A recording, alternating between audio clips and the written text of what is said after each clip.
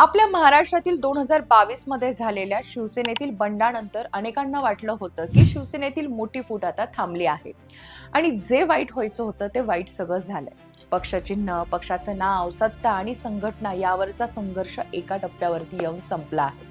पण गेल्या काही दिवसांमध्ये समोर आलेल्या राजकीय घडामोडींनी पुन्हा एकदा तोच प्रश्न उभा केलाय की उद्धव ठाकरे यांच्या नेतृत्वाखालील उभाटा शिवसेनेत आणखीन एक मोठी गळती होणार का? 6 खासदारांनी एकनाथ शिंदे यांच्या शिवसेनेत जाण्याचा निर्णय घेतल्यानंतर आता तब्बल 14 आमदारही शिंदे यांच्या संपर्कात असल्याच्या चर्चा या राजकीय वर्तुळात आणि माध्यमांमधून रंगत आहेत. या चर्चांमध्ये किती तथ्य आहे हे येणारा काळच ठरवेल. मात्र या चर्चेचं राजकीय महत्त्व नक्कीच मोठं आहे. त्यामुळे या विषयाचे कांगोरे जाणून घेण्याचा प्रयत्न आपण आज करणार आहोत. नमस्कार, मी सायली नलवडे कविटकर आणि आपण पाहताय विश्लेषण वाईज. 6 खासदार गेल्यानंतर सर्वात मोठा प्रश्न होता तो म्हणजे हा केवळ काही व्यक्तींचा निर्णय होता की नेतृत्वाविषयी वाढत चाललेल्या असंतोषाचं प्रतिबिंब. कारण कोणत्याही पक्षामध्ये 1-2 नेते हे दुसऱ्या पक्षात जातात तेव्हा त्याला वैयक्तिक निर्णय म्हणता येतो. पण जेव्हा तब्बल 6 खासदार आणि आता त्यानंतर आमदार आणि स्थानिक पातळीवरील पदाधिकारी हे पक्ष सोडत असतील तर त्यामागे संघटनात्मक किंवा नेतृत्वाशी संबंधित कारणं नक्कीच शोधावी लागतात. त्यामुळे या घडामोडींनी उद्धव ठाकरे यांच्या नेतृत्वावरती पुन्हा एकदा प्रश्नचिन्ह निर्माण केलं आहे असं म्हणता येईल.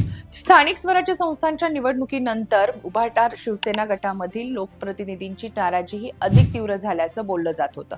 अनेक ठिकाणी पक्षाचे उमेदवार आणि स्थानिक नेत्यांनी आरोप असा केला आहे की या निवडणुकांना पक्ष नेतृत्वानं अपेक्षित तेवढं महत्त्व दिलं नाही. त्याचबरोबर ती प्रचारासाठी राज्यव्यापी कोणतंही प्लॅनिंग केलं गेलं नव्हतं. ना पक्ष म्हणूनची ताकद दिली, ना स्थानिक नेत्यांना आवश्यक असणारं राजकीय बळ मिळालं. त्यामुळे अनेक ठिकाणी अपेक्षित असणारं यश मिळवण्यामध्ये अडचणी आल्या. या स्थानिक निवडणुका या केवळ गाव किंवा शहरापुरत्या मर्यादित नसतात. त्या पुढील विधानसभा निवडणुकीसाठीची पायाभरणी असतात. त्यामुळे अशा वेळी नेतृत्वाची उपस्थिती ही कार्यकर्त्यांची आणि त्याचबरोबर ती मतदारांचा आत्मविश्वास देखील वाढवते. हा आत्मविश्वास कमी पडल्याची भावना ही काही लोकप्रतिनिधींमध्ये आपल्याला त्यांच्या बोलण्यामधून दिसून आली. त्याच पद्धतीने ते चर्चांमधून देखील टीव्हीच्या माध्यमांच्या आपल्या समोर आली.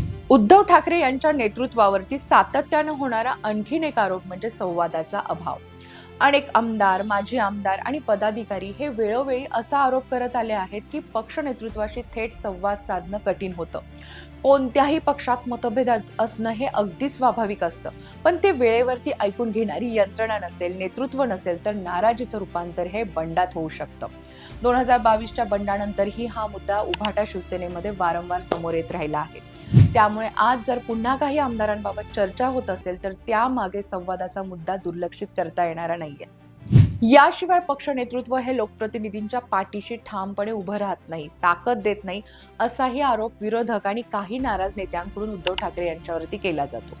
एखादा आमदार किंवा खासदार स्थानिक पातळीवरती संघर्ष करत असताना त्याला संघटनात्मक, राजकीय आणि सार्वजनिक पाठिंबा मिळणं हे अत्यावश्यक असतं. अनेकांच्या मते हा आधार कमी पडल्यामुळे लोकप्रतिनिधी हे स्वतःच्या राजकीय भवितव्याचा विचार करू लागतात.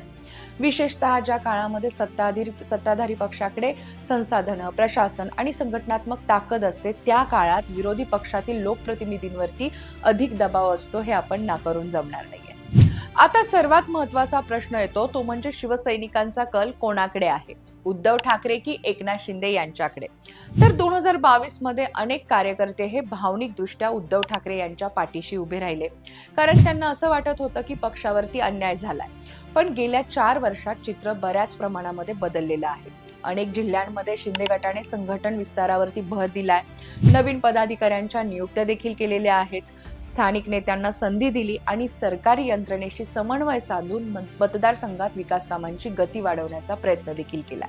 त्यामुळे काही भागामध्ये कार्यकर्त्यांचा ओढा हा नक्की शिंदे यांच्या शिवसेनेकडे वाढल्याचं आपल्याला अनुभवायला येतंय, दिसून येतंय. असं असलं तरीही राज्यभर एकसारखं चित्र आहे असं म्हणणं योग्य ठरणारं नाहीये. अनेक भागामध्ये उद्धव ठाकरे यांच्याविषयीची भावनिक निष्ठाही कायम आहे, पण ती इतकीही नाहीये की आता निवडणुकीमध्ये गेम चेंजर ठरू शकते.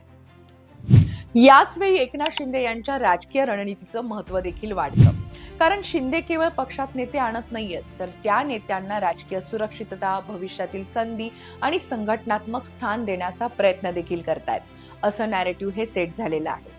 त्याचबरोबर ती नाराज नेत्यांशी सातत्यानं संपर्क ठेवणं, त्यांच्या मतदारसंघामधील अडचणी समजावून घेणं आणि त्याचबरोबर ती स्थानिक पातळीवरील नेतृत्वाला महत्त्व देणं आणि सत्तेचा वापर विकास कामांसाठी करणं, या 4 गोष्टी या त्यांच्या रणनीतीचा महत्त्वपूर्ण भाग मानल्या जात आहेत. त्यामुळे शिवसेनेतील जे नेते आपल्या राजकीय भविष्याबद्दल साशंक आहेत त्यांना शिंदे गट हा अधिक सुरक्षित पर्याय वाटू शकतोय. जर खरोखरच 14 आमदार हे शिंदे गटामध्ये गेले तर त्याचा सर्वात मोठा फायदा हा महायुतीतील शिंदे यांच्या राजकीय वजनाला होणार आहे. कारण आतापर्यंत भाजप हा महायुतीतील सर्वात मोठा पक्ष असल्यामुळे निर्णय प्रक्रियेत त्यांचं वर्चस्व हे राहिलेलं आहे. पण शिंदे गटाच्या आमदारांची, खासदारांची संख्या वाढली तर भविष्यात जागा वाटप, मंत्रिपद आणि राजकीय निर्णयामध्ये त्यांची बार्गेनिंगची ताकद ही नक्कीच वाढू शकते. विशेषतः मुंबई, ठाणे, कोकण, मराठवाडा आणि काही शहरी भागांमध्ये त्यांचा प्रभाव देखील अधिक मजबूत होऊ शकतो. याचा परिणाम हा पुढील विधानसभा निवडणुकीवरतीही नक्कीच होऊ शकतो. जर मतदारांच्या मनामध्ये खरी शिवसेना ही प्रतिमा अधिकाधिक शिंदे गटाकडे झुकली तर निवडणुकीमधील राजकीय समीकरणे हे नक्कीच बदलू शकतात. पक्षाचं नाव आणि चिन्ह हे अधिक शिंदेकडे आहे, त्यात अधिक आमदार आणि खासदार आणि त्याचबरोबर ती स्थानिक नेतृत्व गेलं तर संघटनात्मक ताकद ही त्यांच्याकडे केंद्रित होईल. अशा परिस्थितीमध्ये उभाटा शिवसेना गटाला निवडणूक मुख्यत्वे नेतृत्वाची प्रतिमा आणि भावनिक पाठिंबा यावरतीच लढावी लागू शकते. मात्र या संपूर्ण घडामोडींकडे दुसऱ्या बाजूनेही पाहण्याची गरज आहे. प्रत्येक वेळी अमुक आमदार जाणार, तमुक खासदार जाणार अशा बातम्या या समोर येतात, पण त्यातील सर्वच प्रत्यक्षात घडतात असं नाहीये. अनेकदा अशा चर्चांचा वापर हा राजकीय दबाव निर्माण करण्यासाठी आणि त्याचबरोबर ती विरोधी पक्षामध्ये संभ्रम निर्माण करण्यासाठीचं नॅरेटिव्ह म्हणून किंवा माध्यमांमध्ये विशिष्ट वातावरण तयार करण्यासाठी देखील केला जातो. त्यामुळे 14 आमदार जाणार हा दावा आणि त्याहीपेक्षा प्रत्यक्षात घडणाऱ्या घटना यामध्ये फरक असू शकतो. म्हणूनच अशा चर्चांकडे संयमानं पाहणं हे देखील आवश्यक आहे. आता या पार्श्वभूमीवरती उद्धव ठाकरे यांनी राज्यव्यापी दौरे सुरू केले आहेत. जर नेतृत्वाला पक्षात अस्वस्थता वाढत असल्याची जाणीव झाली असेल तर कार्यकर्ते, पदाधिकारी आणि आमदारांशी थेट संवाद साधण्यासाठी म्हणून दौरे हा प्रभावी मार्ग नक्कीच ठरू शकतो. आणि अशा दौऱ्यांमधून संघटना पुन्हा सक्रिय करणं, नाराज नेत्यांशी संवाद वाढवणं आणि कार्यकर्त्यांचा आत्मविश्वास उंचावणं हा प्रमुख उद्देश देखील असू शकतो. पण या सगळ्याला आता उशीर झालाय का हाही प्रश्न तितकाच महत्वाचा आहे. उद्धव ठाकरे यांच्या समोर आता सर्वात मोठं आव्हान उरलेलं आहे ते म्हणजे नेतृत्व टिकवणं. त्यासाठी काही गोष्टी या महत्वाच्या ठरू शकतात. त्यामध्ये लोकप्रतिनिधींशी नियमित संवाद, मतदारसंघनिहाय संघटन पुनर्बांधणी, स्थानिक नेतृत्वाला अधिक स्वायत्ता आणि पक्षातील निर्णय प्रक्रिया अधिक खुली करणं आणि त्याचबरोबर ती रस्त्यावरती उतरून आक्रमक विरोधी पक्षाची भूमिका निभावणं. याशिवाय नव्या पिढीच्या कार्यकर्त्यांना संधी देणं आणि स्थानिक प्रश्नावरती सातत्यानं संघर्ष उभा करणं देखील आवश्यक ठरू शकतं. जर आणखीन मोठ्या प्रमाणावरती आमदारांची गळती झाली तर उभाटा शिवसेना गटासमोर अस्तित्वाचा प्रश्न हा नक्कीच निर्माण होऊ शकतो. मात्र महाराष्ट्राच्या राजकारणामध्ये केवळ आमदार, खासदारांची संख्या सर्व काही ठरवत नाही. याचं उदाहरण म्हणजे मनसे आहेच.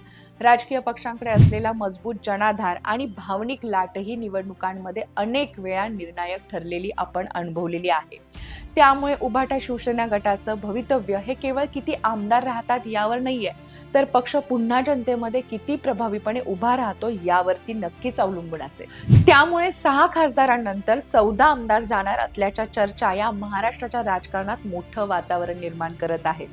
या चर्चा या प्रत्यक्षात कितपत खऱ्या उतरतात हे येणाऱ्या काळामध्ये अगदी स्पष्ट होईल. पण एक गोष्ट मात्र निश्चित आहे की या घडामोडींमुळे शिवसेनेतील नेतृत्व, संघटन आणि राजकीय वैधतेचा प्रश्न हा पुन्हा ऐरणीवरती आणला आहे. एकनाथ शिंदे संघटन विस्तार आणि राजकीय समावेशनाच्या रणनीतीवरती काम करताना आपल्याला अनुभवायला मिळत आहेत, तर उद्धव ठाकरे यांच्या समोर पक्ष एकसंध ठेवण्याचं आणि त्याचबरोबर ती नव्यानं उभं करण्याचं मोठं आव्हान आहे. पुढील काही महिने हे केवळ शिवसेनेच्या 2 गटांसाठीच नव्हे तर महाराष्ट्राच्या राजकीय भवितव्यासाठीही निर्णायक ठरण्याची शक्यता आहे. तुम्हाला काय वाटतं? उभाटाचे आमदार हे शिंदे गटात जातील का? उद्धव ठाकरे राज्यव्यापी दौऱ्यामधून संघटन बांधणी करण्यात यशस्वी होतील का? की शिंदे यांची रणनीती फळाला येऊन आमदार गळाला लागतील का? तुम्ही तुमची मतंही कमेंट बॉक्समध्ये नक्की नोंदवा आणि असेच विश्लेषणात्मक व्हिडिओज पाहण्यासाठी विश्लेषण वाइब या आपल्या YouTube चॅनलला नक्की सबस्क्राईब करा. तोवर जय महाराष्ट्र.